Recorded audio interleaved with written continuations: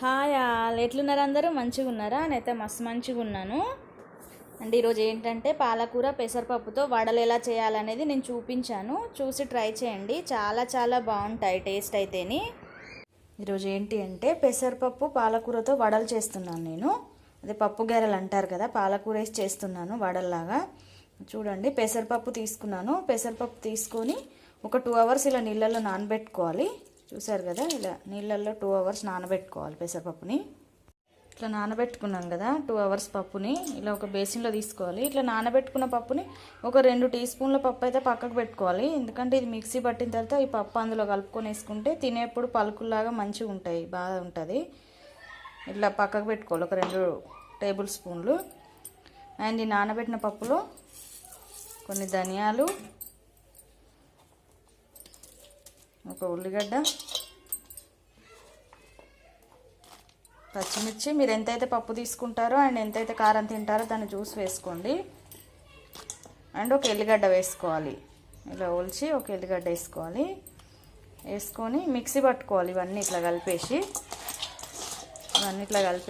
Mixie పట్టుకోవాలి. దీన్ని మరీ మెత్తగా పట్టుకోకూడదు, కొంచెం పలుకులు పలుకులు ఉండేలాగానే పట్టుకోవాలి. మిక్సీ ఇలా కలిపేసుకొని మిక్సీ పట్టుకోవాలి.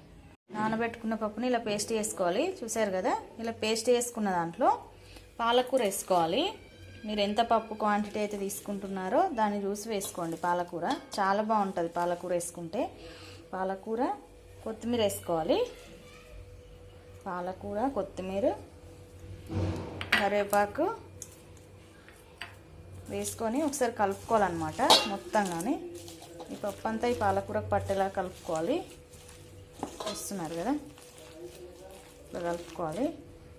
ఇందులో మనం ముందుగా తీసి పెట్టుకున్నాం కదా పప్పు నానబెట్టింది, అది కూడా వేసుకోవాలి. తింటుంటే పలుకుల్లాగా తగులుతుంది, అది బాగుంటుంది.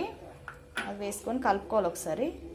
ఇలా కలుపుకోవాలి. ఇలా కలుపుకున్న దాంట్లో కొంచెం వాము, కొంచెం జీలకర్ర వేసుకోవాలి. వాము ఎందుకు అంటే కొంతమందికి డైజెషన్ అవ్వదు కదా, వాళ్ళకి మంచిగా డైజెషన్ అవుతుంది. డైజెషన్ ప్రాబ్లం ఉండదు వాము వేసుకుంటే. వాము, కొంచెం జీలకర్ర, అండ్ మీరు రుచికి సరిపడా ఉప్పు వేసుకోండి.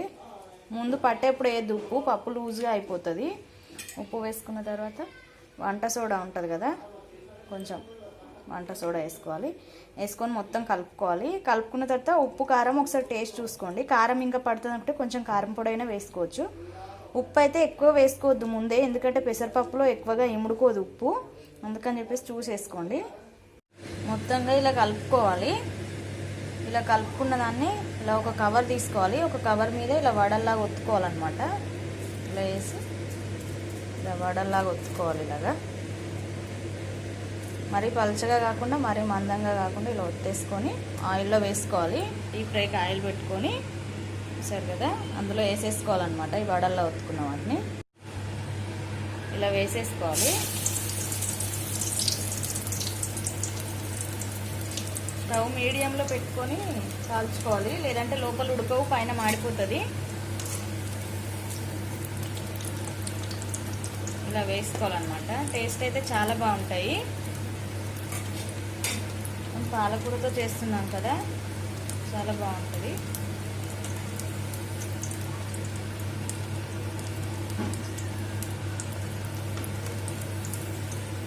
చూడండి, ఇలాగా గోల్డెన్ బ్రౌన్ కలర్ వచ్చే వరకు ఫ్రై చేసుకోవాలి తిప్పుకుంటూ. చూసిరు కదా, ఇట్లా వేంపుకోవాలి. ఇట్లా 2 దిక్కుల గోల్డెన్ బ్రౌన్ కలర్ వచ్చే వరకు వేంపుకోవాలి. వేసేప్పుడు సిమ్లో పెట్టాలి. వేసిన తర్వాత మీడియంలో పెట్టి ఉడకనివ్వాలి. లోపల కూడా హైలో పెడితే పైన మాడిపోతాయి, లోపల ఉడకవు, పప్పు పప్పు ఉంటాయి.